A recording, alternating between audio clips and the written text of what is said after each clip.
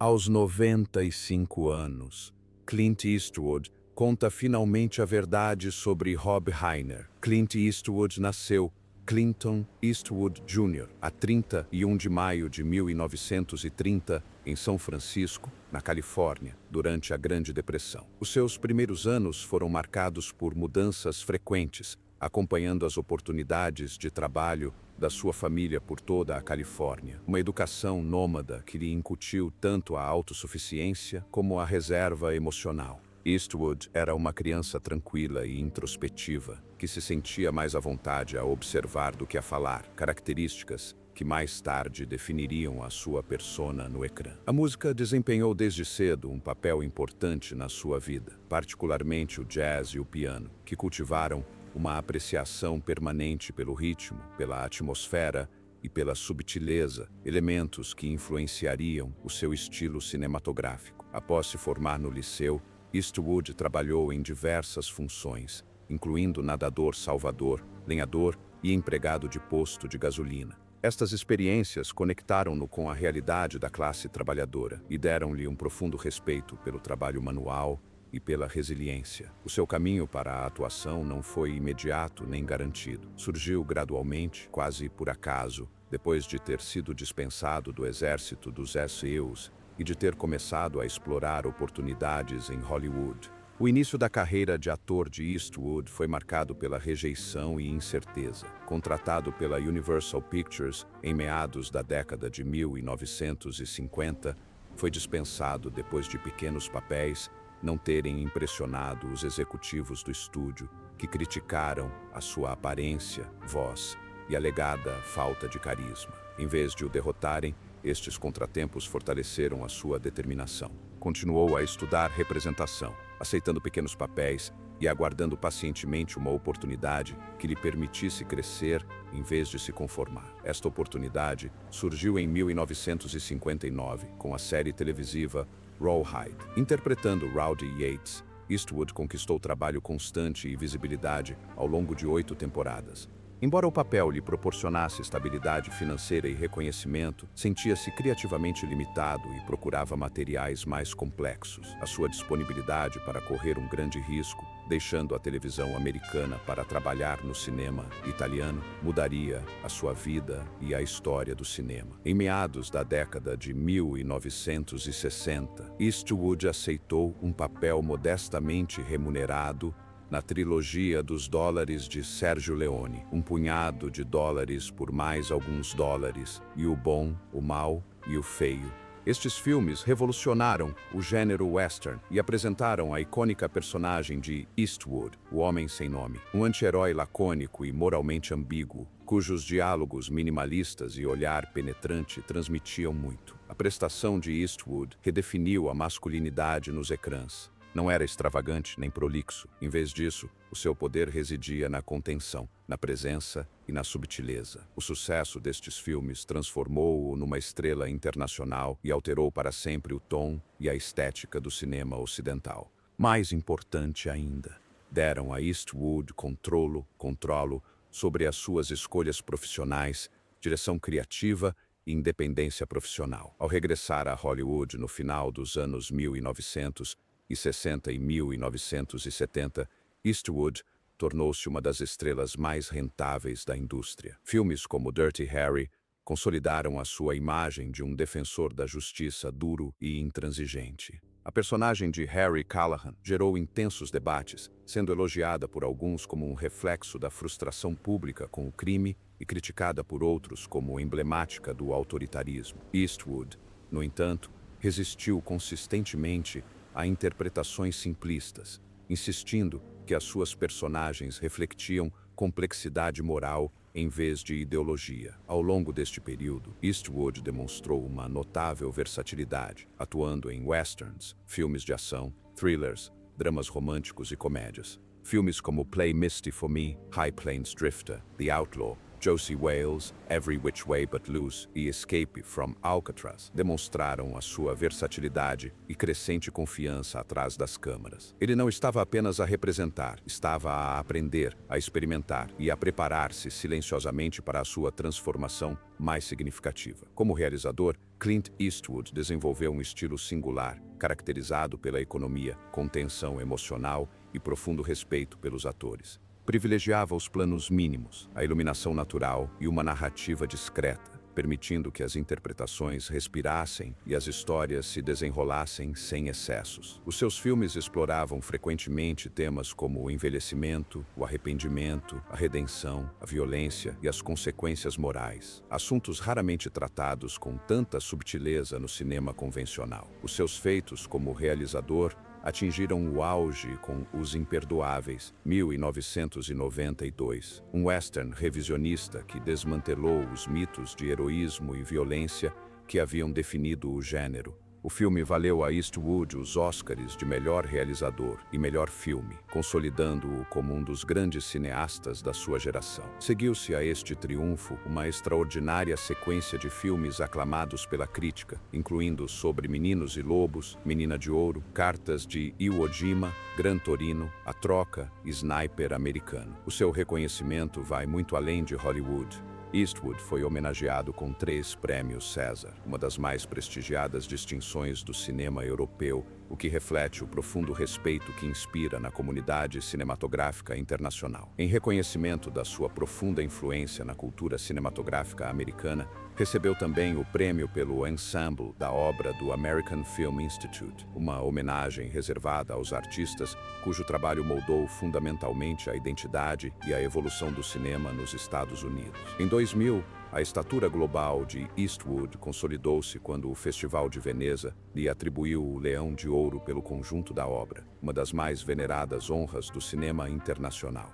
Este prêmio celebrou não só filmes individuais, mas toda uma obra marcada pela complexidade moral, pela contenção emocional e por uma voz de direção singular que se manteve poderosa mesmo nos seus últimos anos. A França, nação reconhecida pela sua profunda reverência pelo cinema como forma de arte, homenageou Eastwood por 2 vezes com as suas mais elevadas distinções civis. Em 1994, foi nomeado Comendador da Ordem das Artes e das Letras, em reconhecimento do seu contributo excepcional para as artes e da sua influência na vida cultural mundial. Mais de uma década depois, em 2007, recebeu a Legião de Honra, a mais prestigiada condecoração de França, o que o coloca entre um grupo restrito de figuras globais cujas conquistas transcendem fronteiras e gerações. Em conjunto, estas honras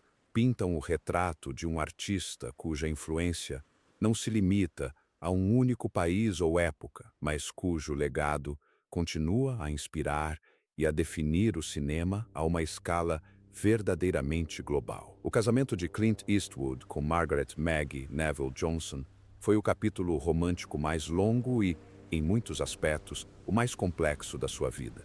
Os dois conheceram-se em 1953, quando Eastwood era ainda um jovem lutador sem um caminho claro para o estrelato. Na altura, trabalhava em diversas funções, incluindo nadador salvador e operário, enquanto procurava oportunidades como ator, sem grande sucesso. Maggie Johnson, elegante, inteligente e centrada, representava a estabilidade num período em que o futuro de Eastwood era incerto. Casaram-se a 19 de dezembro de 1953, dando início a uma união que duraria mais de 3 décadas. Nos primeiros anos de casamento, a carreira de Eastwood demorou a desenvolver-se e a insegurança financeira era uma preocupação constante. Maggie desempenhou um papel crucial nesta fase, oferecendo apoio emocional, enquanto Eastwood enfrentava repetidos reveses profissionais. Quando finalmente alcançou um sucesso estrondoso com a série televisiva Rawhide, de 1959 a 1965,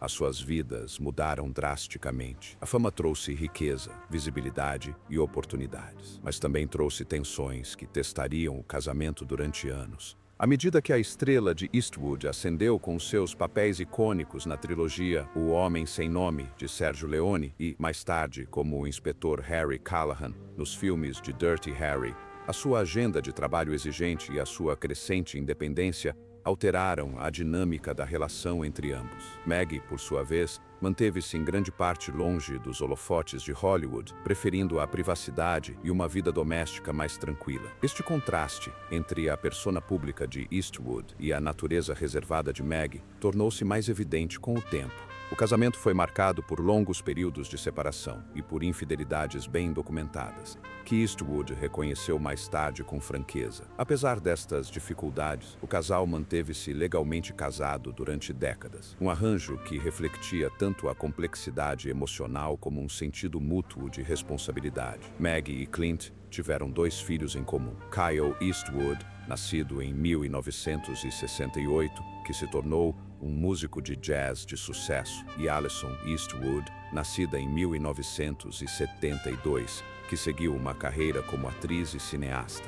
A dedicação de Maggie aos seus filhos e os seus esforços para manter um sentido de continuidade familiar foram fundamentais para o seu papel durante este período. Em 1978, após 25 anos de casamento, Maggie e Clint separaram-se formalmente, embora o divórcio só tenha sido finalizado em 1984. O longo intervalo entre a separação e o divórcio sublinhou a natureza profundamente interligada das suas vidas e finanças. Quando o divórcio foi finalizado, foi um dos acordos mais caros de Hollywood na época, refletindo o imenso sucesso de Eastwood e o papel fundamental de Maggie como sua esposa durante a sua ascensão à fama. Apesar do fim do casamento, Maggie Johnson continua a ser uma figura essencial na história pessoal de Clint Eastwood. Esteve presente antes da fama, suportou as pressões que essa acompanharam e criou os filhos em grande parte longe dos excessos de Hollywood. A sua relação, embora imperfeita, moldou a compreensão de Eastwood sobre a família, a responsabilidade e o preço pessoal da ambição. Aos 95 anos,